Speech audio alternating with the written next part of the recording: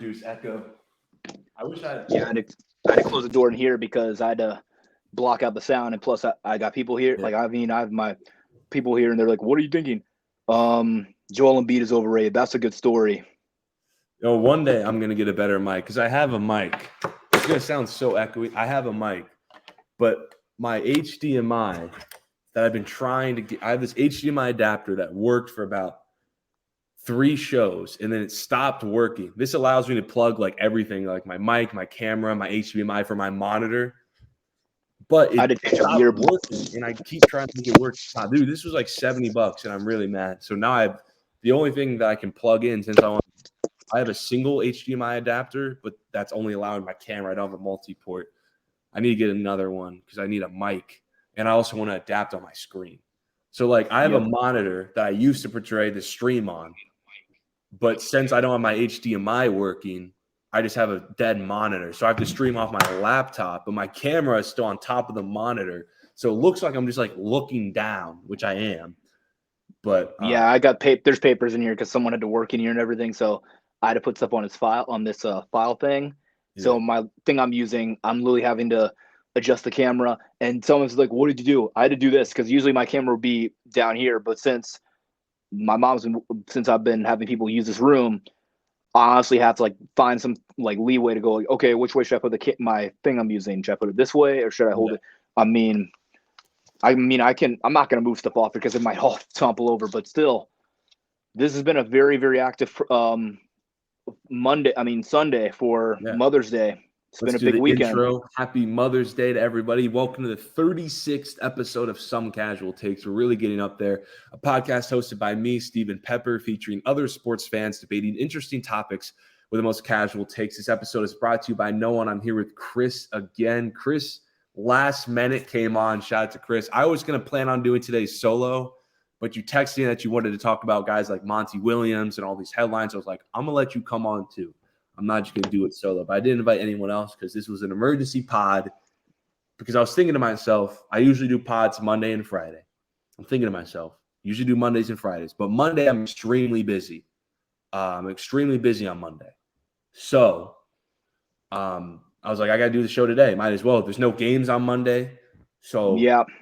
And today was just perfect. The NBA put the Sunday Game 7 on for a reason, so everyone can watch it on Mother's Day. Happy Mother's Day to everybody. I'm still dressed up for Mother's Day dinner.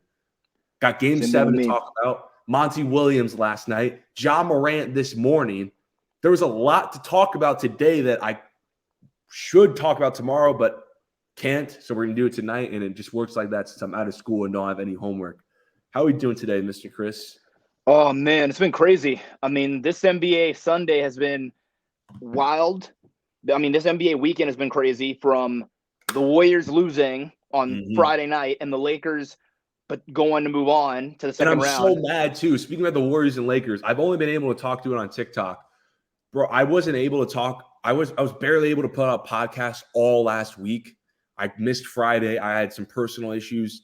So, like, I couldn't talk about Warriors-Lakers basically like the whole series. On this podcast, I couldn't talk Warriors-Lakers because every time I had an opportunity to talk Warriors-Lakers, I had final exams or personal matters. That would just get in my way. I was mad. I talked about it on TikTok, though, so just for anyone who's listening who isn't following my TikTok, after games, there's going to be days where I can't talk because I can't do pods every day. I'm a busy man. I'm going to try to do pods more often since it's summertime, but I can't do pods every day. So what I do to compensate is I might throw up like a TikTok live to give my opinions instead of doing a whole podcast on it. So make sure you're following the TikTok Some Casual Takes because I did go on TikTok live after every Lakers game other than the last one, but I wasn't able to do it on the pod. You get my raw reactions to the game. So let's get right into it. 76ers, Celtics, Mother's Day, 3:30 lunch. Game 7 was on. Wow. Not a good series that was for Philly, and they just don't win it. 88-112 in Boston. The Celtics, why did I say it with an accent? The Celtics move on to the conference finals to rematch against the Heat. The bubble rematch. It's the same two teams in 2020. We got the Nuggets and we have the Nuggets and Lakers, and then we have the Heat and the Celtics. And this is the 2020 format. And then last year they played each other, but it wasn't a bubble. It was in front of millions of fans, and it went to a Game 7. So, Chris, just raw reactions to the game first before we get into some of the narratives. What was your just instant reactions to the game? What did you see? What you liked? What you didn't like? I mean, obviously, I liked how Philly played. First, you probably liked how Jason Tatum played. Yeah, that was very terrific to see him get 50 on 51. Mother's Day in front of his mom, sitting courtside, getting 51 on Mother's Day. And I was the way the game started off. I didn't see the first half because I had some stuff to take care of. But same with me. I barely got to watch. I watched most of the first half, but there were some many interruptions because I was at dinner. I was at lunch. Yeah. So there was a couple interruptions, but I got the gist of it. I did watch. Yeah. Continue. I saw some of it the game, but from the first start of the game, because I got the NBA app right here and has all the quarters and each quarter's updates. So in the first half, it was Philly 29, Boston 23. And I was like, okay, this is really good. They're playing great. And then at halftime, really good opening the game. I think they stretched it to a 9-point lead at one point. And then at halftime, Boston built a lead. It was 55-52. And my buddy, who's a Sixer fan, said, I had family over saying, oh, this is going to be in the third quarter. They're going to turn things around. When we looked at the third quarter, it was 88-62. Philly was getting annihilated and throttled by Tatum. And then in the fourth quarter, they immediately came out in that third quarter off the jump and took the game over. Yeah, and there was no lead. There was no building a lead. And basically from that point on, in that part of the series, once the game happened, they obviously came in there and they just throttled them. And Philly did not even put up a fight in that fourth quarter. They obviously not even just the fourth quarter, the third quarter as well. I mean, they scored 10 points in the third quarter. That's unacceptable.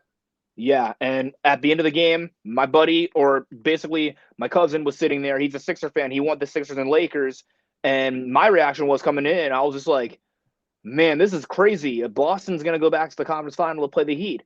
And now this is going to be the bigger story for the Sixers, is what's going to happen to Doc Rivers, what's going to happen to Joel Embiid, what's the future of James Harden. I mean, there's a lot of narratives from this game, because based on this game, I think the Doc might have coached his final game in Philly by this point. Because later. Yes, we are. And we know we're getting to that point. Daryl Morey from the Rockets, he might be the GM, and Elton Brand might be in charge, but there's going to be changes. We saw this happen with Brett Brown way back in 2020 when the bubble happened. Philly lost to Boston in a 4-0 sweep. Brown got fired.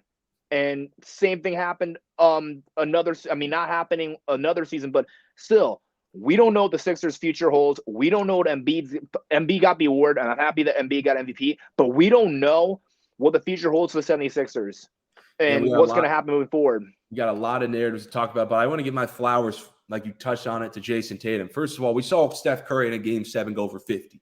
And he tied for the most points in a Game 7. Well, there's no one in NBA history who has more than 50 in a Game 7 other than Jason Tatum. He just dropped 51, the most in a Game 7 ever. I want to give my flowers to Jason Tatum because I started dropping him on my players in a league list just like last night. I'm seeing Devin Booker go for 40 multiple times. Devin Booker's averaging 36 in a playoff. I was starting to have conversations whether Booker was better than Jason Tatum. Because after that Denver game, I'm not happy with Phoenix. You can use for Booker as well. Great all-league first-team type of guy, led a team to a championship appearance. You would say the same thing about Booker. Jason Tatum is wildly inconsistent. I mean, you think about the last couple of games. This dude was starting contest 0 for 10, 0 for 6, 1 for 8. These last 3 games prior to Game 7. He comes out off the jump. I forgot how much he had in the first quarter, but I think he had double digits already in the first quarter. He came out firing. And to end with 51, to completely take over that second half, he was really Boston's main, other than Jaylen Brown here and there, he was Boston's entire offense in that first half. And then in comes the second half. It was the Jason Tatum show. Tatum was just launching threes, and boom, it was 1 minute, boom, 3-pointer by Tatum, boom, another 3 by Tatum. And it was nonstop. Not only that, he got to the free throw line. He slashed. He was 11 for 14 from the line. The man was unstoppable. He carried that momentum that he had. Remember the end of the fourth quarter, he had 3 or 4 threes in Game 6? Yeah. He carried that momentum in. And Philly, they were giving him the MVP chant. for Boston, congratulations to you. You're back in the conference finals again. How many? What is that? 4 conference finals in the 6 years of Jason Tatum's career?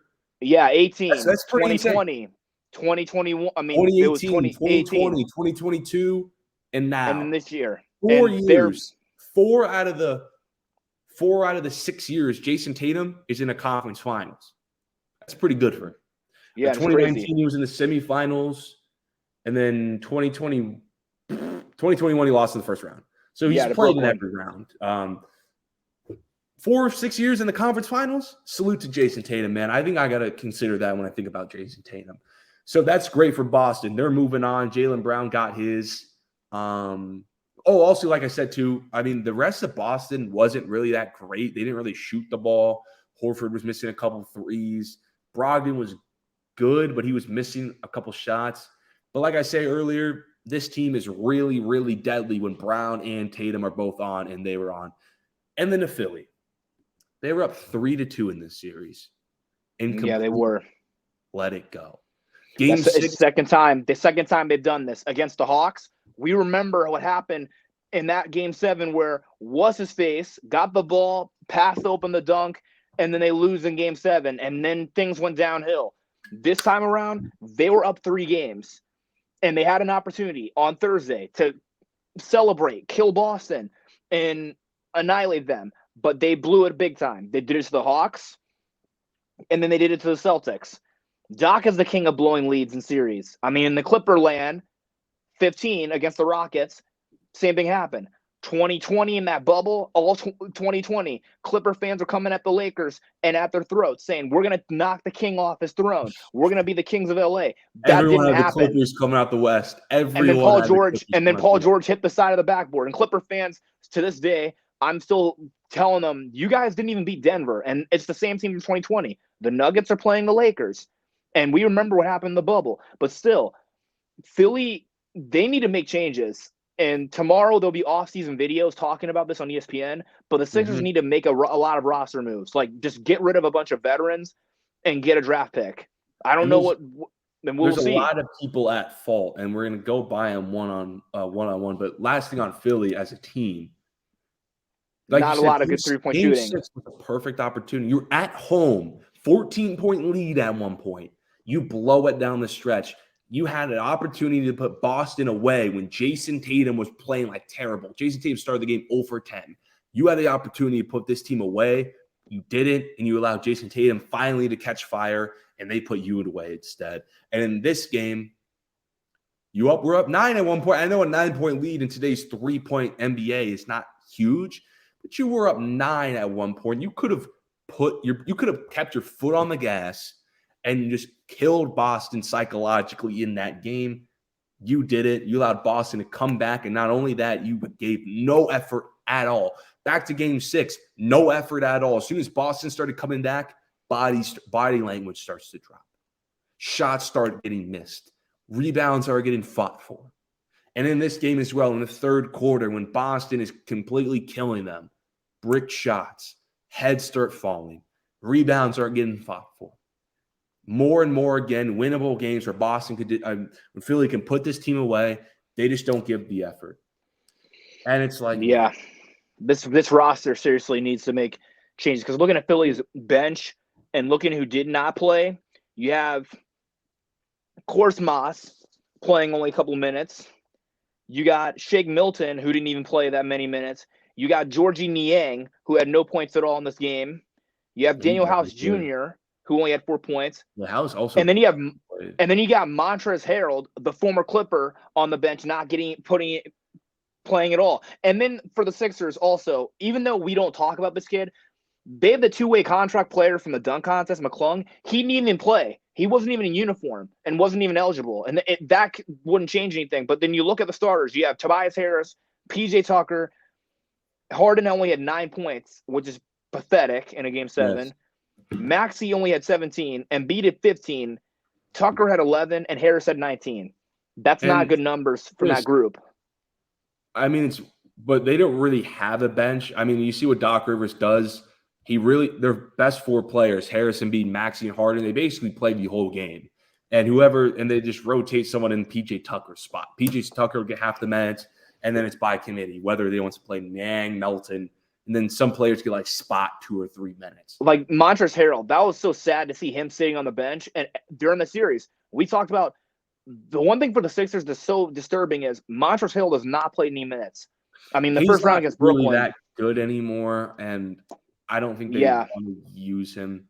I just think it's funny that Boston was literally in the same exact position last year.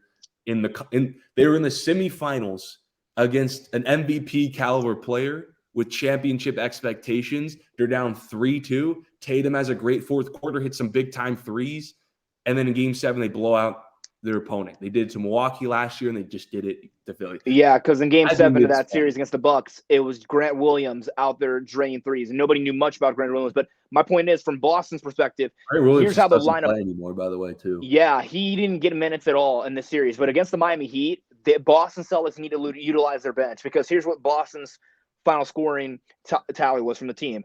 You had Jason Tatum had 51, Al Horford 6 points, Robert Williams 6 points, Jaylen Brown 25, Marcus Smart had 7, Derek White had 3, Brogdon had 12, and then the other guys like Justin Champagnie, who played for the Raptors, had 2 points. And then you look at Luke Cornett with a solid goose egg 0, Grant Williams, Peyton Pritchard, Sam Hauser, and who did not play? Blake Griffin and Mike Muscala did not play, but those guys are X factor. Teams are just going in these big type of games. Teams they heavily give their starters like 40 minutes. But in case of foul trouble or injury, and then they throw those other guys in there. I would like them to play Grant Williams a little bit more, though. And Blake Griffin, because in case if someone gets hurt, like in that Miami Heat series, if you're playing against the Heat and you're starting to get guys in foul trouble, like if Blake Griffin gets in foul trouble, or I mean not Blake Griffin, but if Horford gets in foul trouble or Williams gets in foul trouble, you got to look down the bench at the power forwards and centers. Like Blake Griffin, he can get in. Blake can get in there. Blake could go out there, and even though Blake's not the same player like he once was, he can go out there and shoot some threes. He can go out there, draw some charges, and play tough defense. And same thing with Grant Williams. If Tatum gets in foul trouble too, Joe says, hey, check into the game. Like look in Cleveland, 2016, the Cavaliers had a game in Game 6. Ty Lue, they were in foul trouble. RJ had 3. And a few other guys had 3. And Dante Jones, Game 6, Dante Jones. Some minutes. Remember that? Yeah, I remember that Game 6. And they said, "What did Ty do?" Ty looked down at the bench like this and said, "Check in right now." Like, what? Wait, me? Yes, you check in. And same thing with Mo Williams. When they didn't play Delly, they looked over at Mo Williams and they looked at Mo. And Coach Lue said, "Do you want to play?" And Coach Lue said, Mo said, "Yeah." I wonder when. Speaking of that, I don't want to get off track, but I wonder when Darvin Ham's going to do that to Tristan Thompson. I mean, yeah, if they get in foul trouble against Denver, then he could look at Tristan and say, "Do you want to play?" And he could tell him, "Just get in the game." Like who, me? Yes, you. You're the only guy. LeBron told Tristan Thompson to like shake his boots off. Like I'm still waiting for Tristan Thompson to get in. But let's talk about the players. We've been alluding to it all day, so let's not beat around the bush here. I know you like the title. I know you like the title of the stream. I know you like that Snapchat message I sent about Joel Embiid. Embiid has been overrated, and he's been consistent. But this season overall for Philly, they've had an up and down season. They started their season off bad and not playing so well. Then you have injuries and other issues. Then you have trades and a couple other players they added. And then the MVP award goes to him. The Sixers overall don't get it done every single season. I mean, 2018, they lose to Boston. 2019, you lose to a bounce. 2018, by the way, was really bad. You're talking no Kyrie, no Hayward, and you lose in 5 games. Yeah, and then Ben didn't play well. But then 2019, they went up against a buzzsaw in Toronto with Jimmy Butler. And Kawhi Leonard hit the big shot of the year, and it goes in. 2020, you go into the bubble, no Ben, and Joel's alone. 2021, you play against the Hawks. You guys have a chance. And one play. Open. There's no way you're telling me I'm taking the Hawks seriously. Yeah, and one play, you pass open a dunk, and you can't make free throws, which means the friendship's over. The following series, you injure your face, and you basically have a facial contusion, and you lose Game 6 at home against Jimmy Butler, your former best friend, Jimmy Butler in the Heat. And then they blow it all up. They add a lot of other players. But still, This Sixer team has had so many issues in the playoffs, from losing to the Celtics, losing to the to Toronto, losing to the Boston Celtics 3 times from 2018, 2020, and to now. And still, Embiid needs to get more help. And if the Sixers don't do that, then Embiid might be on his way out of Philly, because there's a possibility that Embiid might want to ask for a trade. I just think it's time we admit something. Joel Embiid's overrated. He is. He's overrated. You would think that after finally getting that MVP that people cried for him to get, he would prove the haters wrong and get it done for Philly, finally.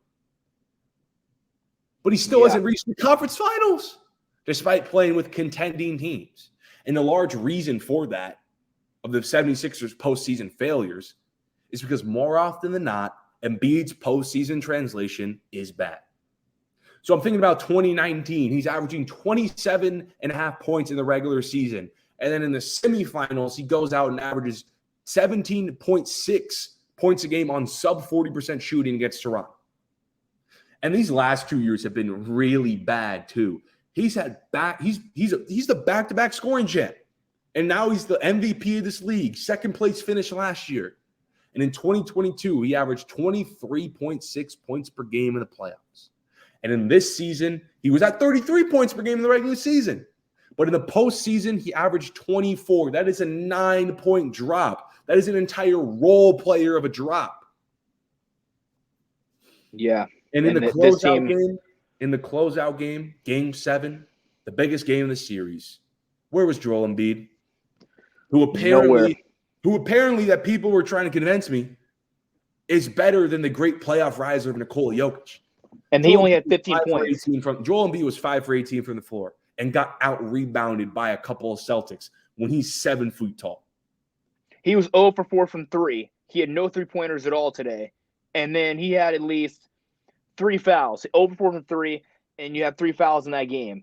So basically the Sixers, knew that. And then, of course, when they had the game against Boston and Embiid was showering it on the fans and everything, I knew they weren't going to win, because everybody knows in a playoff series, when you're up big in a series 3-2, we know that closing out at home is not going to end well, because I always talk about this in the postseason. Like in 2019, I said this about every playoff team that's in the playoffs. Just because you're up 3-2 or 3-1 doesn't mean the series is over. The other team might come back. So you're getting too ahead of yourself saying, hey, what are we going to do in the championship celebration? What are we going to do? Are we going to buy some drinks when the series is over? Hey, what are we planning on doing for the next series if we win? Don't think like that. Think for the next game, because one game at a time. And Doc Rivers said at post-game, I was preparing for Miami, for our trip to Miami, because after we lost or after we won, we would be going straight to Miami to play the Heat. But now we're going home. We're not going to South Beach, because he had a plan, and it was circled on that whiteboard they have saying, round 3 against the Heat, the rematch. So now he had to erase it on the whiteboard and said, "Oh my god!" After the game, he had to walk in the locker room and say, "In Boston, this was a very tough series. I'm proud of you guys." Actually, I heard him in the locker room say, "I'm proud of you guys. We just didn't get it done. We'll come back prepared, and we'll see what happens." We'll see about that, Doc. Right? Yeah, we don't know, Doc, because every coach is on the hot seat, and we've seen people. Their jobs. We're going to talk about it later, but in today's NBA, your seat is hot. Like you've had a track record. He has a bad track record of coaching. Rivers has been with the Celtics. Yeah. We already know he's been with Boston, and those years he won 1 title. And after the Lakers Celtics series, the Heat and Celtics series, the 2 dynasty series when they played in 11 and 12, you lose. Then you lose to the Knicks. And we knew the writing was on the wall and with Boston. When they lost Rondo, the writing was on the wall. With the Clippers, the writing was on the wall in 2020, because you blew 2 3-1 leads, the Rockets and the Nuggets. And in Philadelphia, you blew a lead against the Hawks. You lose to the Miami Heat in an embarrassing Game 6 last year. And in this season, you lose to Boston in a very, very embarrassing Game 7, 112-88.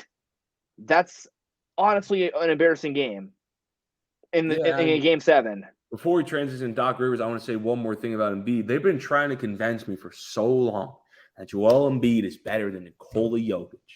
But where's your proof? Where's your proof? Nikola Jokic is out here averaging 35 points per game in the playoffs. With Murray healthy. Going And the to Joel, Nuggets, Nikola Jokic has been to 2 conference finals. Embiid is Meanwhile, not. Joel Embiid is failing to translate his game to the postseason. I mean, Chris, when you average 33 points per game in the regular season, you're the league MVP.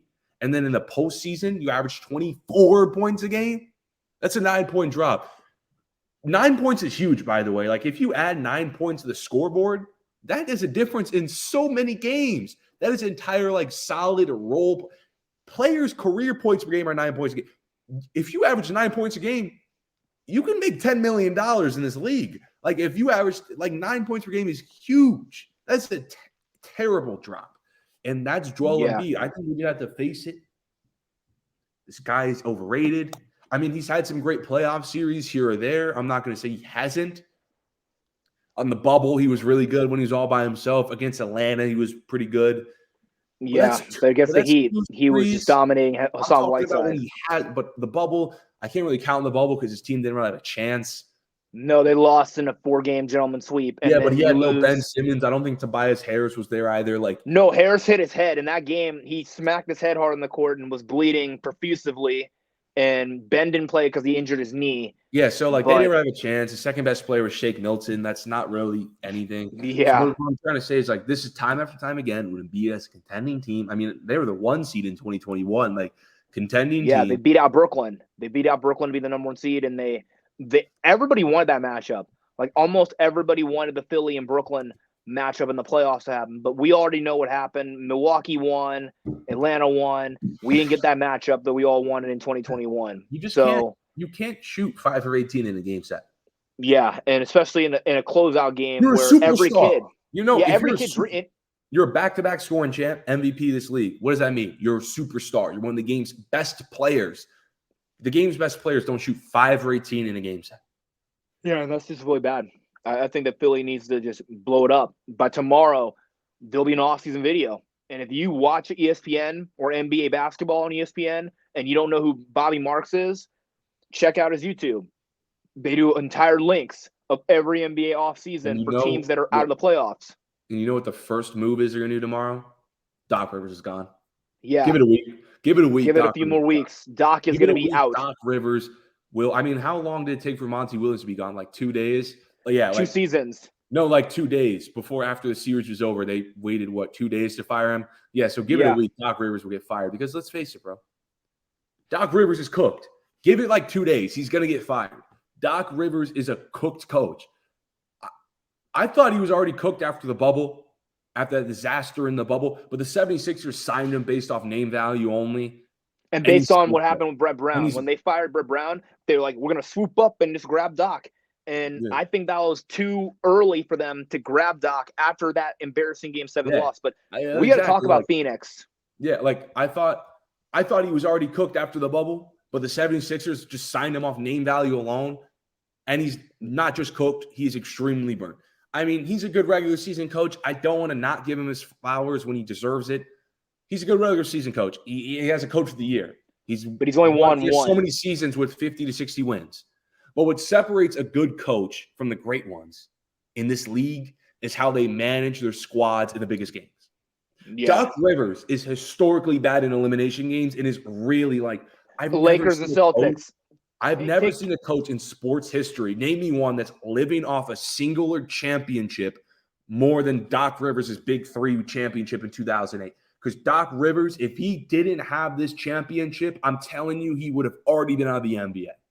Was with Boston, let's not forget, the Lakers had the or like he would have been out the NBA, but the power. But I'm not out the NBA. But if he didn't have this 2018 championship, you cannot tell me. Not 2018. If he didn't have this 2008 championship with the Big 3 Celtics, you could not convince me that he wouldn't have this much power with quick hires whenever he's on the market. He might not even be head coach in this league anymore if he didn't have that championship. I mean, because in 2000, because with the Celtics in his job, we know in big games he's fumbled it a lot. Because in 2009, Garnett gets hurt. In 2010, they go all the way to the final. Perkins gets injured, and the Lakers would beat the Celtics in a very, very eventful Game 7. In 2011, when he was in Boston, this Celtics team had the Big 3, and then you add in Shaq, you add in Jermaine O'Neal, you add Delonte West, they add Nate Robinson. But when the second half of the season started, they trade away Perkins, which was the dumbest mistake they made. and then Shaq does not look right, and you go up against the Miami Heat, and everybody knew in 2011 the Heat wanted revenge. LeBron wants revenge against the Celtics for humiliating him. 2012, the Celtics victory was already over. Ray Allen goes to the Heat. They don't beat the Heat in Game 7, and we have the whole Ray and Celtic beef going on back then. 2013, it was the final year of Boston, and Doc's. We all knew when my friend said, "Is Doc Rivers going to return to Boston?" I don't think next year he's returning. He might have coached his final game because this group is old and they're older. So we knew that the writing was on the wall in Boston. And he went to the Clippers, and we know how that disaster happened. Everything wasn't all smiles and rainbows in Boston and Clipperland. There was a lot of issues in the locker room. There was a lot of fighting because Blake Griffin admitted that me and Chris Paul went at each other a lot in practices, and it would get ugly to the point where some coaches had to step in between us, and Austin Rivers had to step in between Blake and Chris when he's like, "I'm open for a lob, and you just dribble the ball in the corner, like pass the." And then there's like, "Oh, what are you doing? The only thing you can do is just jump." And it got into arguments where Austin has to step in between them, Jamal Crawford has to step in between. I mean, it was JJ Redick even admitted it too, saying Doc would have to end practice and say, "Practice is done. Everybody go home." And it would be every single day. It would be unhappiness. And then when they lose the series, everybody in the bus is not talking to each other. Even when when they have like the pitcher day thing, they act like they're all getting along. But when pitchers are over, they're like, "I hate your guts." That's what Blake said to him. Blake was like looking at Chris like this, smiling, and the pitcher's like he's just nodding at him and just like lipping a word at Chris. But still, we don't know if Philly's going to keep Doc. He's going to be gone after this by 2 weeks. If you're watching and you think I'm wrong, if you think I'm wrong that Doc Rivers is terrible down this, like, let's look at Doc Rivers' career outside that 08 championship. He's terrible in elimination games. Let's look at the playoffs. Doc Rivers, 2003, blows a 3-1 lead. Doc Rivers, 09, up 3-2. 2010, up 3-2. 2012, up 3-2. 2015, blows another 3-1 lead. 2016, 2-0 lead. Oh, that's not an elimination game. Whatever. Because they lost Blake and Chris with 2 career-ending injuries. A broken hand and a quad. 2020, by far the worst. Bubble. Embarrassing. Everyone and their moms on ESPN picked the Clippers to represent the West. Blows a 3-1 lead. And then Paul George, side of the backboard 3. This year you blow a 3-2 lead. So many of those games were at home and you failed to close it out. This man is terrible in elimination games. Philly's going to fire him soon, and he deserves it. Because Doug Collins, I mean, the only coach from Philly who's been successful has been Doug Collins, because they went to a Game 7 against Boston in 2012, and they would lose. And then Brett Brown, he comes in, and they don't make it past the first round or the second round, and he gets fired too. So still, even though Daryl Morey is on the Rockets, it's from the Rockets, and he's friends with James Harden and a few other Rocket players like PJ Tucker, Montrezl Harrell, Daniel House Jr., we know that he might be on too. I mean, the reports are Daryl Morey might be out of that seat. He might be out of the GM chair, and someone else might take over. And people might say, "Oh well, he's not on the court. He's not. Oh, coaches aren't the ones who are taking and hitting shots." Well, it's the GMs. Well, people say, coaches aren't the one taking and missing shots. I do understand that, but coaches are the ones who are in the huddle, motivating teams, getting rid of that bad body language, understanding what their offensive identity is down the stretch in these games. And they have the toughest job. Teams that this is a must-win game. And when their team doesn't come out and execute that game plan, when their team doesn't have that energy off the jump or in that close, tight fourth quarter, that's on the coach. Doc Rivers, see you later, bro. Find home else. You're done. And then you're out of there. Deserves to smoke, who I think has a lot of responsibility. We got Harden, and now we got James Harden. So we got Embiid, who deserves a lot of blame. Rivers, who deserves a lot of blame, and now James Harden. So he laid an egg. James Harden fans, for you Harden fans out there, I'm going to give you a tough pill to swallow. So prepare yourself. It's time to admit to ourselves that James Harden will never win a ring. Playoff translation for him in the biggest games is just not there. He's sold almost every time at his best shots to win it, to push for a title. I'm thinking about James Harden's career. I'm thinking about he hasn't, since he's come to, oh my God, Since he's come to Philly, he hasn't shown up consistently. Last year was horrible. And now this year in a game 7, James Harden, 3 for 11, 9 points. Yikes. Yeah. And then I'm in his career. And this stuff goes all the way back to Houston. I mean, remember the 27 missed straight threes from this. They were up 2018. You had one chance, but a blown hamstring. I get it. Chris Paul was hurt, but you were still up 3-2, and you missed 27 straight threes you allowed your team. You contributed that in a game 7. That's not good. And then 2019. We go to 2019. We're not going to forget about San Antonio. Remember that San Antonio series where they got completely embarrassed? What year is that? 2017? They got completely embarrassed by San Antonio in 2017. James Harden in game 6 was probably one of the worst superstar performances I've ever seen in a singular playoff game. And I can even take it. It goes all the way back.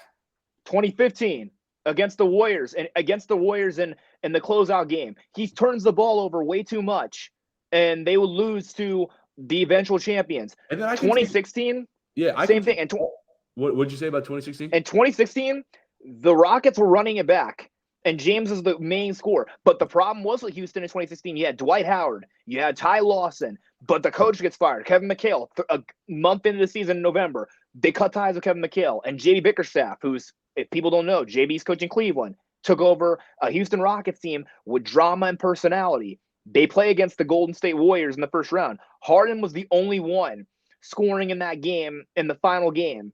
And no other Rocket player was scoring more than Harden. Yeah, and then when Harden hit the game winner. I wouldn't consider that. I'm only talking about years where I think they had a legitimate shot to push for a title. 2017, they had a chance. Yeah, some of those Houston years, I don't think they had a chance at. Like those first couple of years in Houston where they had to play Golden State, I don't think they had a chance at all. But I can even take this all the way back to OKC, because in that 2012 NBA Finals, he completely no-showed. And we could have a completely different conversation today about that series if James Harden was a lot better. He was the 6th man of the year. And we know that James in OKC, we called it OK3. The only 3 players on that Thunder team that are champions are KD and Serge Ibaka. KD is in Phoenix, and Serge is not in the NBA anymore because of injuries and some other stuff. But Harden and Westbrook, those two are never going to win rings. But for James, again, where I feel like James Harden's going into the playoffs in a series where I feel like he can push for a title, he doesn't show up on a consistent basis. Yeah, and it happens every year. Fast, he's getting hurt more often. He's declining. He's not the same Harden like he first came to Houston. He was declining. Exactly. I mean, in Houston, he was invincible. We have to admit to ourselves that he might not ever win a championship. At least as a significant contributor. At least as coming off the bench. Because maybe he's like 39. He's on like an end of a bench. He wins like I'm talking about like at least as a significant contributor. Because I don't want because what if he wins a championship at age 39, like on the end of a bench? Like, no, like as a significant contributor. A guy who can go out and get like 20, like what he's doing right now, he's almost like an all-star level. He didn't make it, but he was at an all-star level. I consider that significant contributions. 20 and 10, yeah. Yeah, I kind of agree with that. And then, of course, I mean, Harden's got to go in the gym this summer. He's got to get in the gym. He's got to look at himself and say, hey, I can't play like this again. And start doing more, like shooting free throws, shooting threes, shooting off the dribble. He's got to work on his game in the gym. And he's got to get in better shape because we know how we know how club James Harden is when he looks chunky out of shape and doesn't want to work out. He needs to lose all that weight this summer and take this summer to dedicate his body, because when you play basketball out of shape like that, it's embarrassing. Most NBA players can admit that, oh, I came in the season overweight. I started to eat bad things. I couldn't run that fast. I couldn't shoot the ball. And it was a bad year for me. Harden needs to seriously stop partying all summer and get in the gym, because that's not how you win a championship. Eliminate all the outside stuff in the offseason and focus on winning a title, because that's how that's how the all-time greats do it. They don't go out all summer and at the bar, the hookah bar, and drink. They want to go and win a title. They get back to the gym and they count down how many days. Harden was too busy dreaming about his championship celebration with a little baby and just forgot to close out the series. Team players do that a lot, and it's so bad when they go in the season. Let's move on to your favorite topic. I'm going to start off with my words. We're going to get to Monty Williams. I'm going to start off, and then I'm going to switch it to you about Monty Williams. I know you got a lot to say, but let me get this off my chest first. So Monty Williams is now the 4th head coach of the last 6 Coach of the Year winners to be fired by that team. And let's not forget about Frank Vogel, who got fired. And this doesn't include Frank Vogel, who got fired 2 years following a championship. So Coach Bud and Nurse, out of those 2 coaches out of that pack of the Coach of the Year winners, they got rings. And Monty Williams was in the finals just 2 years ago against Bud. Now both coaches from the NBA finals just 2 years ago are gone. So what does that mean? There is a growing problem in the NBA front offices where coaches have an extremely, extremely tight leash. I've never seen a more championship or bust league. If a coach doesn't get closer to a finals after winning one, they get booted quickly. Quickly. And the list is they get a year of after they go to championship, after they have such great success, they get a year or 2 to repeat it, or else after a year or so of disappointment, they get kicked out and it's over. Every NBA head coach with the best record in the last 6 seasons, coaches in the NBA are getting scapegoated way too easily. I know it's easier to get. I know the saying. It's easier to get rid of a coach than a player. So when a team has a disappointment, it's easier just to cut the coach. But these coaches, man, are getting scapegoated and blamed way too easily nowadays. And I hope the league one day realizes it. In what league are these championship-winning Coach of the Year coaches getting cut this fast, this often? Some coaches I agree with, like a Dwayne Casey. But some of these coaches, I don't agree with Silas at all. There's no way. I don't agree with this Monty Williams firing, at all. I don't agree with this Monty Williams firing at all. Me personally, I'm blaming this more on Chris Paul. It's not Monty Williams' fault that Chris Paul. It's DeAndre Ayton. It's not Monty Williams' fault that DeAndre Ayton is soft. It's not Monty Williams' fault that this team has no bench. How is it Monty Williams' fault? Yes. Was there some situational issues? Was there rotational issues for Monty Williams and some of these other fired coaches? Yes. Yeah. But also at the end of the day, who are you going to replace these coaches with? What's your set? Are you going to pull another Coach of the Year coach out of nowhere and just immediately figure you can fix your problems? The biggest problems for some of these teams are roster or lack of player performances and not the coaches. Some situations, I agree with firing the coaches. Other situations like Monty Williams, no. You can't just keep getting rid of these coaches like this. You really got to reflect, and before you fire a coach, realize, am I just firing this coach just to fire him because I think that's going to solve our problems the fastest? Think about it. Chris, what do you agree? I just got to say something about the Phoenix Suns. Overall, this Suns team has had a lot of issues over the years, going back from when Amari Stoudemire and Steve Nash left, and then you have Mike D'Antoni. Out of the NBA coaches, out of this thing on ESPN, because a lot of people don't follow us on ESPN, every NBA coach with the best record, from Mike Budenholzer to Quinn Snyder to Mike D'Antoni, are all out of jobs. Championship coaches that have been fired have been Budenholzer, Frank Vogel, Ty Lue, and Nick Nurse. And Monty's never been close to a final. I mean, he's been to the NBA Finals. We talked about this last. Sorry to interrupt, but dude, Ty Lue got fired 6 games into the season, and we know the circumstances of why Ty Lue got fired by Cleveland. This was LeBron James rebuilding roster. They had no significant. But they weren't even thinking about winning. God, man. And Kobe Altman. We know how the Cavaliers are now with JB, but that time it was a dark time in Cleveland with LeBron gone. And there's no chance of them being in the playoffs. They had to cut Ty Lue loose. They fired him. But for Phoenix, this Suns roster, when Monty came along in 2019 to 20, this Phoenix Suns roster, when Monty was coaching, was featuring guys like Aaron Baines, Javon Carter, Check Diallo, Ty Jerome, Frank Kaminsky, Jalen LeCue, Eli Olakobo, Kelly Oubre, who a lot of girls fanboy over Kelly Oubre a lot. Fangirl over him, Ricky Rubio, and Dario Saric. That was Monty's team. And we know how the Phoenix Suns bench was and of course the coaching. You had guys like Mark Bryant, Randy Ayers, Steve Blake, who was an ex-Laker, who's on that bench, but he got fired. Willie Green, who's the Pelicans head coach now. But that Phoenix Suns roster, when they started their season off, it was basically the Devin Booker show. And you had Ricky Rubio, you had Aaron Baines. And when the bubble happened, people were going crazy saying, we're 8-0. We're building something. we're going to be in the playoffs next season. And I told one Suns fan, these people aren't going to be happy to see you guys. These people are not going to be ready for you. And then when they added Chris Paul, they went over the hump. They were starting to win games. They were starting to be consistent. They went up against the Lakers. We know how bad that series was when the Lakers put the Suns. Injuries happened. Then they played Denver. They swept them in a gentleman sweep against the Clippers. We saw the reaction where Crowder hit right here, throws it up. Ayton catches it. And we all asked, where's that DeAndre Ayton? Where's that Ayton who's aggressive and was having a lot of fun? Ayton? And then we go to next year.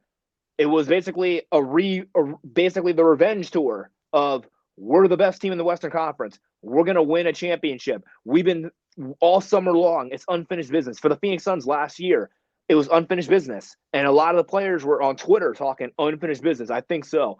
I think so.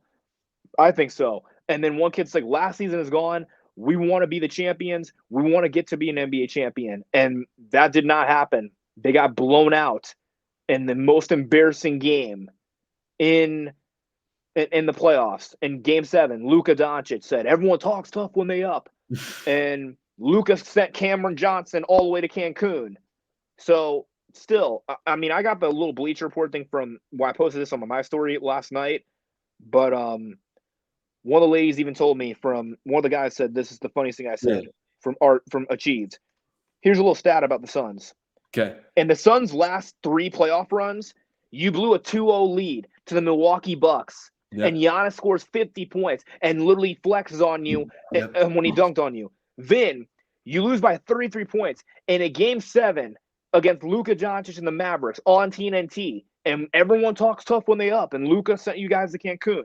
Then in 2023, you lose by 25 in a Game 6 against the not MVP Jokic and the Denver Nuggets.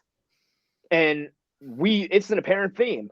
The Phoenix Suns 2021, 22, and 23, they always lose. That, though. I kind of see why people want Monty fired, because that's, again, the 2-0 against Milwaukee. You're 2 games away from in the finals. You lose 4 in a row. And then back-to-back series elimination games, you get blown out. By Luka. Now Jokic. I get it. And I can see why a lot of people want Monty fired. Me personally, he's had it happen in New Orleans too. Let's not forget he doesn't have a good track record with the Hornets and the Pelicans. I do see why. I do think Monty.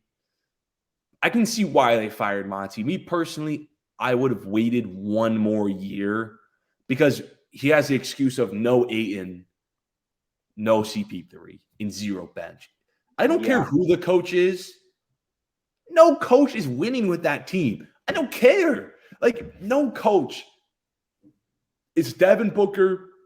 I mean, Campaign had a nice little game. But this bench for Phoenix was awful. You have Darius Baisley.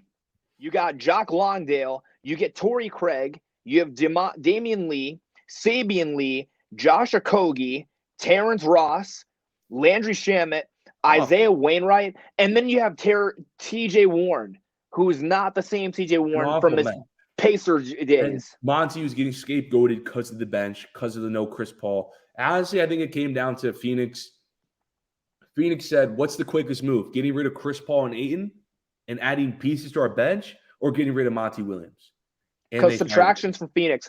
The players that were gone from the Suns that were key players, like JaVale McGee, even though JaVale's not the same JaVale McGee like he was in LA and Golden State, he was a great backup big man. And they let him walk away for nothing. Then you have Frank Kaminsky, and we know how bad he was. And you have Aaron Holiday, and you had Elfrid Payton. But that bench was good in the bubble. When you had even one of the players who I forgot to mention was Dario Saric.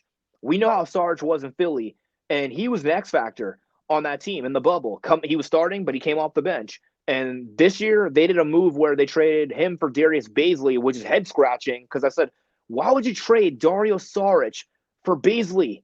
I mean, Sarge is a good player. And Phoenix, he had an ACL injury. We get it. And you guys want to go further, but the dude can play. I mean, it was a bad decision to get rid of Sarge. And if he was in that Nugget series and if Ayton was out, they could have had Sarge playing at the center position. And they could have had him starting and stuff. But they went with him. And I think they messed up big time. They screwed up their bench. Being scapegoated. extremely easily because I think And I know that he's sitting on the hot seat. James if Jones is on the hot seat now. like, there's just no way these coaches should get fired so easily. Because I mean, if you think about it, because if this was, I've seen coaches get fired quickly in the NFL. I mean, Doug Pearson got fired, I think, like 2 years after the Super Bowl. But in the NFL, there's so many coaches that win a Super Bowl, never even get back, and they're on that team for at least 5 more years. In the NBA, if you go to finals, win it or lose it, and you don't get back in close to 2 years, you're fired. You're gone. I don't understand. That's what happens to every coach. Like Mike, for example, brought up another coach. I get it. I'm one of those guys who likes to blow stuff up. I'm not that conservative when it comes to my my fake GM practices, by the way. I'm not a GM. But when it comes to my team managing practices, I like to blow stuff up when it needs to be. I'm more of a realist. Like, hey, let's not like hold on to some of these guys. I mean, I was literally just talking about how Doc Rivers is holding on to his 2018-2008 championship. But what I'm trying to say is like, man, just one more year. Like literally just one more year with Monty. Or unless you have a clear backup plan and can show serious steps on the roster improvement, then the roster was the biggest problem. And I mean, Monty wasn't this great coach. And you heard what I said. I listed off a lot of names. Monty got a tad bit overrated when he first came into Phoenix, but still, he wasn't your biggest problem. And that's kind of like my issue because these coaches are getting scapegoated for the overall biggest problems. But I don't want to harp on this. Because we're 50 minutes in, let's finish these next 2 topics. Ja Morant suspension. I mean, I'm just very first. I'm gonna let you talk first. What do you think about the Ja Morant suspension? For context, for people who don't know, I think this was Ja Morant today was on Instagram Live. No, he wasn't on live. One of his friends was on live this time, not him. This time, I saw it this morning. Friends was on Instagram Live. He was in the car with one of his boys. His friend flipped the camera. Ja Morant's seen flashing a gun. His friend turned away though quickly, but it was too late. Someone was recording it. It was on DTAP too. That's the account that it was on. People were in there. They screenshot it. We saw the gun. It was on Twitter now. Morant. This is not the first time. First time it's already bad enough, but this is the second time Ja Morant, repeat offender, already been suspended. Ja Morant's been suspended from all Grizzlies activities. We don't know now. Grizzlies are going to, or the NBA, I don't know who's in power now, but somebody's going to review Ja Morant's actions, and then he could get some like game suspensions. Money gets lost. What do you think about March the 4th? It was the first incident was March 4th, and it was after they lost to Denver that Friday night when Brandon Clark got hurt. March 4th, he was suspended for the gun incident, and it was 8 games. And then, of course, Taylor Jenkins said there was no return. He had a meeting with Adam Silver. As of today, he was suspended by the league for Devontae Pack's Instagram live stream on Devontae Pack's account. My point of view about Ja Morant's suspension is it's kind of crazy because everybody's like, my friend said, it should be like 5 or 10 games. No, it's got to be beyond that. He's a repeat defender. He got it's going to be 30 games. Yeah, he's going to get like 15, 35. It should be more. It shouldn't be 15. It should be at least 20 or 25. It should be 25 games because my point of view is if you're an NBA player, it doesn't matter what you do on social. It does matter what you do on social media because every little kid looks up to you and everyone around the world looks up to you because of your Powerade commercial and your Nike commercial. From what I've been hearing about is like when Michael Wilbon and them were talking, Nike might drop him. We've already seen one athlete, Kyrie Irving, get dropped by Nike for that anti-Semitic video, the anti-Semitic book. Did Powerade drop him? Didn't Powerade drop him after that first incident? No, I mean, there was a commercial with Ja where he was literally walking to the gym, putting shots up, and there's like every other Ja Morant. Ja Morant cut ties. Yeah, they probably cut his commercial, and they're not showing him anymore. Also, Nike shoes might not be cut, might be cutting his shoe business. Oh, they cut ties with Ja Morant. They did. Yeah. This was after the March incident. And then, of course, Nike's going to probably drop a shoe, and they're not going to sell it anymore because we know how Nike is when it comes to athletes when they do stupid stuff, like Kyrie Irving. If you don't know the story, in November, there was a Jewish video that he posted, and people thought, oh, he's not going to get suspended. He got suspended. Nike made a statement saying, we do not condemn behavior like this. For Ja Morant, same thing. The punishment's going to be lengthy. We know how many games players get suspended for having guns. We know the stories. Take Gilbert Arenas. Arenas had a gun incident. He was suspended for a year. The other player was thrown into jail. He pointed a gun at a teammate, though. Yeah, that teammate is in jail, actually. Javaris Crittenson, he was involved in a situation. He killed somebody. He's in jail. Wow. And he used to play in the NBA, but he's not in the league anymore. He's serving time behind bars. Arenas obviously talked about this before. He said, this stuff is no joke. If you have a gun or if you're an NBA player, you should know better. People around the world look up to you, man. And now talk on that after the first situation, yeah. Yeah, and now you've tarnished your reputation. I mean, everybody now is angry. Like, everybody's angry at you. Dude, I mean, it's all over the web. I mean, people already look at Ja Morant in that way after the first suspension, but it's permanent now. Yeah, Ja Morant. I'm about to do what did Skip Bayless mock? You know how Ja Morant's just a young boy. It's a parade inside my city. Yeah. And Skip Bayless was like, "It's a parade inside my city." Yeah. And then his daughter imitates what he does. His daughter's like, "There's a parade inside my city." I feel bad for his daughter because his daughter's obviously I feel bad for his family because his family has to deal with a lot of stuff, even on the street. I mean, if his father's walking in the store, his dad's gonna be like, "What is your son like? How's your son feeling like a criminal?" Or "Why is your son such a little punk for carrying a gun?" I mean, he's gonna have to deal with that a lot on the street too. Even if he's at a pickup basketball game, sitting there courtside or sitting there right when the game's going on, people are gonna come up to him and asking him about what's Ja doing, why is he hanging around these people. Still, it's a really big deal for him. I mean, he should know better. Even though you're at least, I got to look at his age because you are a 23-year-old boy, a 23-year-old man. I don't know. You should know better. Yeah, I mean, like Ja Morant always says it's a parade inside my city. Yeah, but I mean, yeah, Ja, you're gonna have plenty of time for parades in your city now, bro, because you are suspended for all Grizzlies activities after yet again flashing another gun. No training camp, Instagram. No preseason games. I mean, every activity. No media sessions. Chris, no media appearances. I think that saying, Chris, rappers want to be hoopers and hoopers want to be rappers could not be more true to this situation. Because when you rap, Ja is trying so hard to be NBA YoungBoy. Like, so hard to be YoungBoy. This is unacceptable behavior from someone who told us he was going to change after the first suspension. He is a repeat offender, by the way. This is not like some new out of the blue. This is a repeat offense.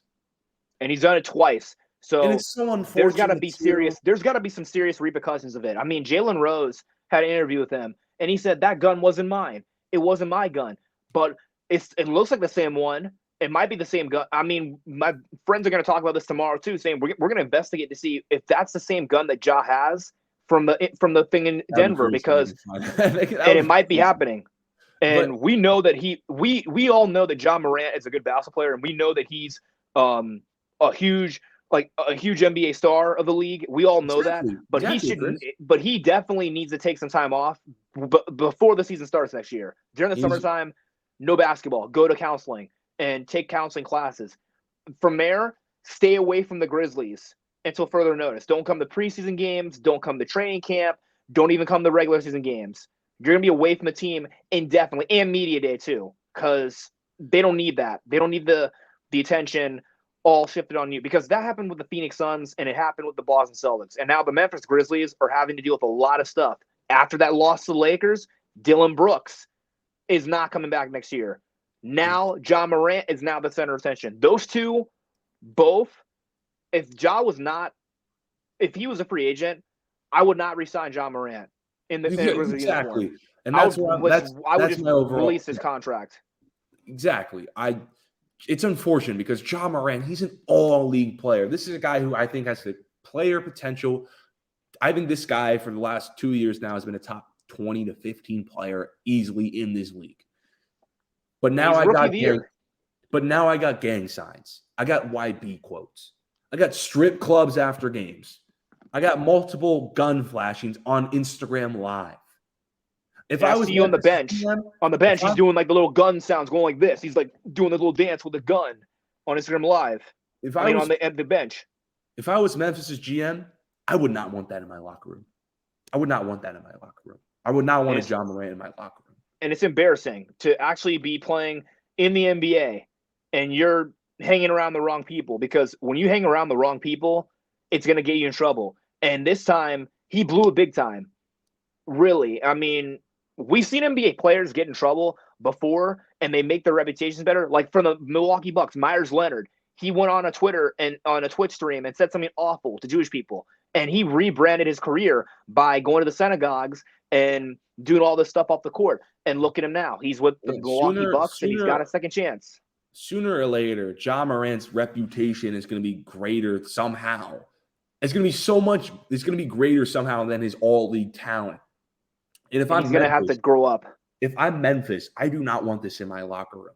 I'm trying to win championships with a young team.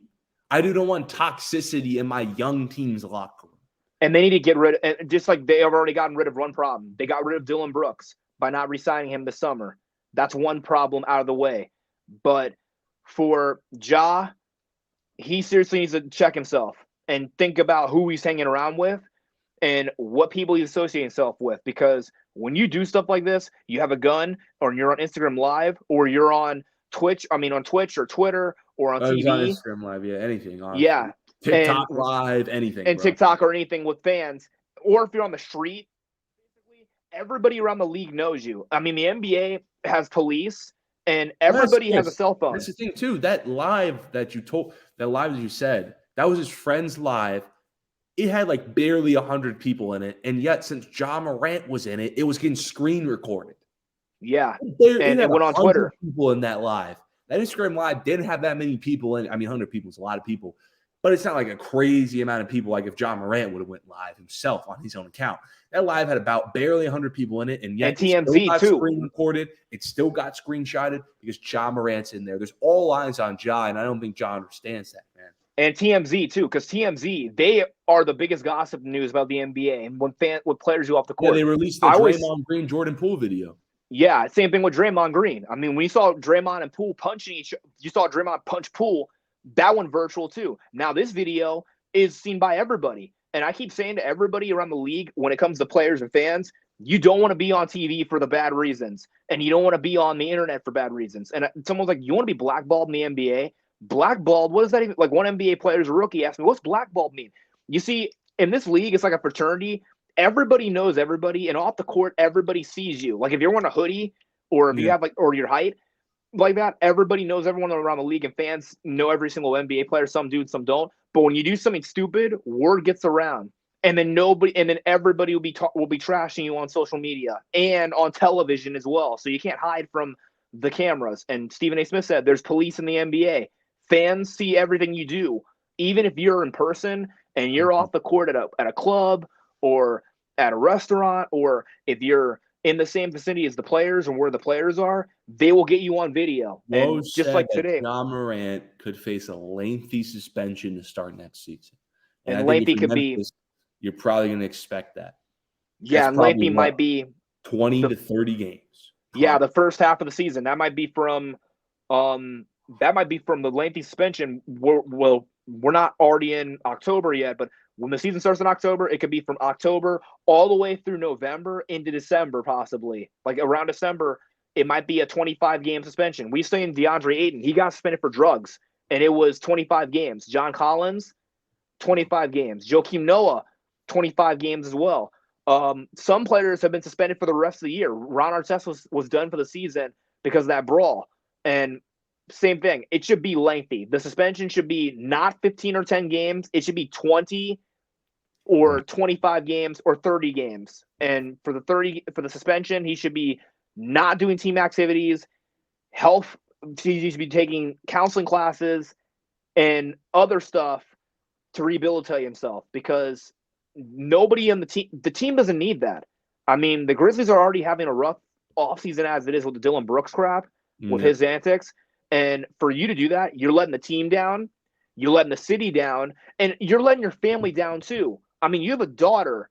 I mean, you have I don't know how old this kid is, but you have a daughter that looks up to you and calls you dad. She probably doesn't even know who you are now too. I mean, I would be, if I was related to him, I would probably just duck my head in shame because of you bringing the family down. I mean, stuff from John. He should know better. I mean, he definitely needs to get help. Got some comments here. Today proved how much better Jokic is offensively than Embiid. Yeah, we already talked about it, but yeah, yep. I mean, Jokic was already better than Embiid offensively, but it finally showed. I hope people finally understand. Jokic and Murray. Jokic's playoff translation is far greater than Embiid's. Jokic and Murray would still cook these two on defense. I think you're probably talking about. I don't know what part of the conversation that was. But I got one more thing that's just for me, and then I'm gonna get up out of here because I saw this. Yeah, because someone texted me on Snapchat and said, and on Instagram about the whole John Morant thing, and one of the girls actually said it's 1,000% unacceptable. The NBA should make a statement saying it shouldn't be tolerated. And if we had a vote right now, I would have gotten him removed from the league. That's what one of the girls actually said. It's 1,000% unacceptable. I'm not going that far to say Josh should get removed. I'm not going. Or give him like the year where he's out for the season. I'm not going that far. I'm just saying like. Yeah, and I said no. We don't need to reinstate him. It's not like he's doing drugs or anything. But one kid said, and then another boy said, it's not acceptable. And if we had a vote, I would have suspended him for like the first half of the season, like from all the way from October.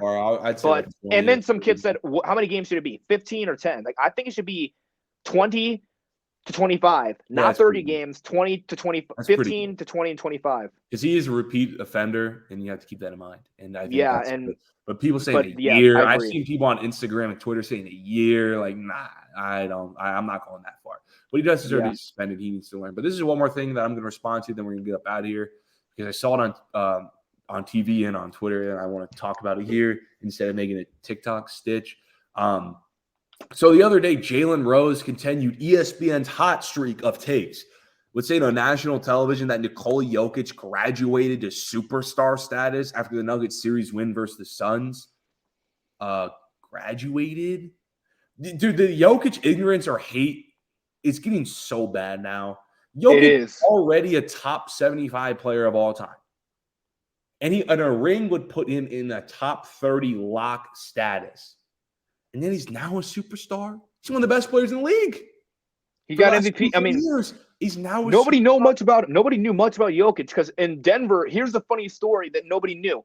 When he was on the Nuggets originally, it was Jusuf Nurkic starting in front of him. And then when Nurkic was beginning to get very upset, they moved him away, and Jokic became a starter. Ever since then, Jokic has been a superstar in Denver.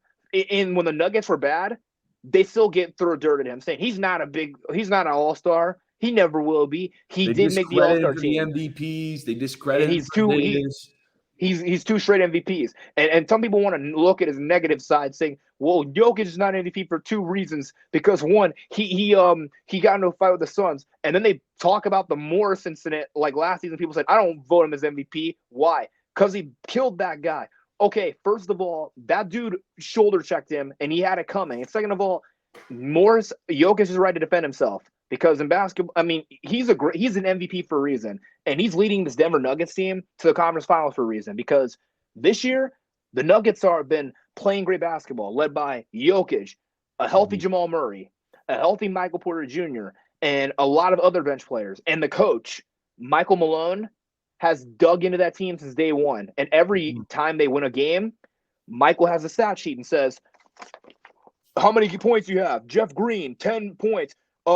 Jokic, 32. Bruce Brown, he's got 14. And the chain goes to Jamal right there. Because every time when they win a game, everyone gets a chain.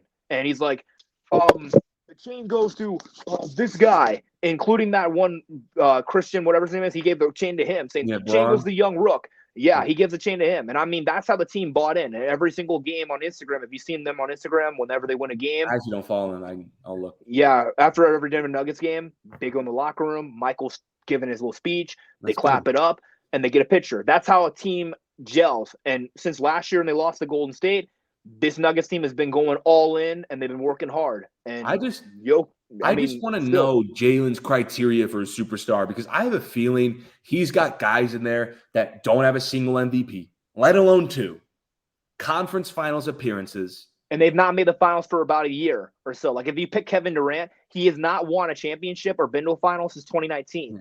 And he's not even up there yet. He's not even that good like Jokic. And Jokic, he kicked your butts in 6 games. And Denver's been in the conference final twice, in the bubble and now. and give him his respect. How many of those guys, Jalen has as superstars, have the insane playoff translation of a Nikola Jokic? I don't think so. I don't understand this Jokic hate. They've been discrediting for so long. And since 2020. This and the Nuggets hate too. This take just confirms the media's anti-Jokic narratives. And people want to go anti-Denver Nuggets. Let's not forget that. A lot of people want to say Denver's not that good. The Nuggets aren't that. They are a good team. If Murray's not playing or Porter Jr. is not playing, then everyone wants to just trash them and say they stink. Murray's not playing, and still Jokic is out there and he's balling. Jokic and is this balling other for the last 2 years after the bubble, right? They go to a conference finals. They already start discrediting Jokic in the conference. They had to come back from 2-3-1 leads. They beat Denver. They discredit Jokic in the conference. They discredit Jokic in the 2020 bubble because Jamal Murray was the best player. Jamal Murray was having those 50-point games. So they discredit Jokic for playing good in the bubble. And then in 2021 and 2022, he has no Murray in both playoff series. And Porter Jr., let's not forget, Porter Jr. also threw out his back. The dude has multiple 30-point-per-game playoff series in 2 years. He's getting thrown in a playoff series with Will Barton as his second-best player. He has to go up against like Golden State and Phoenix, two teams that eventually represented the conferences. Golden State ended up winning. Phoenix was good enough to go up 2-0 in the finals. He had to go up against them with Will Barton as his second-best player, and they can consistently discredit Nikola Jokic. And Michael Porter Jr. Let's not forget, Porter Jr. played in that series against Phoenix before he blew out his back. He was not that good. Michael Porter Jr. has definitely gotten better, and then they nitpick him. They try to discredit the MVPs. They overanalyze his defense. They devalue what he brings as a playmaker. People talk about his weight. Like my dad called him out about. Like my dad. And they don't like that he's fat too. They keep calling him fat, tubby. And and I keep saying, "Hey, he's an MVP. Quit hating on him. Like you're upset because he's an MVP and your boy hasn't won nothing." He's a top 3 player in this game. He's a top 75 player of all time, no doubt about it. 2 conference finals appearances. He's got what his talents there. 2 MVPs. That's a top 75 lock. If he wins a championship, we have conversation. He is in that upper echelon of big men. I don't care. 2 MVPs in a championship.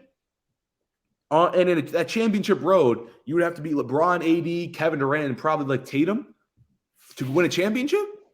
And Denver, they are obviously a good team. I mean, the Nuggets, I keep saying, they took down honestly in 2020.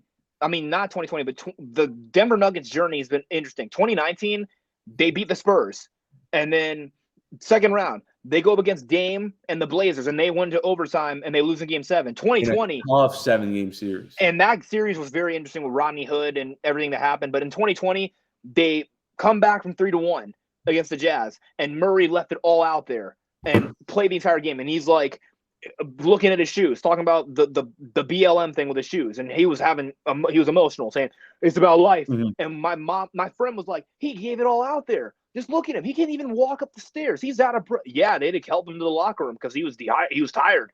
And then in 2020, and then second round, they blow out they come back from the Clippers. Everyone picked the Clippers over the Lakers, and I mean the Clippers over the Nuggets. And people were saying they're gonna win this series. This series is gonna be a killing series. And then it's like, pack your bags tonight. We're gonna play and like, oh no, in Game 7, they come back. And I told all those Clipper fans that you don't underestimate the heart of the team that wants to get to a championship, the team that wants it more, the team that wants to get to the final. And then they get to the conference final and they lose to the Lakers because they weren't experienced and they were inexperienced. But Denver is a tough team. I didn't see this. Joel Embiid's post game. He said, "Me and James, we can't win alone. That's why basketball is played 5-on-5. We need everyone to find ways to be better." Joel Embiid said that. Joel Embiid basically said it was him and James Harden versus the world. Ooh, that's really tough to throw your teammates under the bus like that. Both of them were terrible. Wow.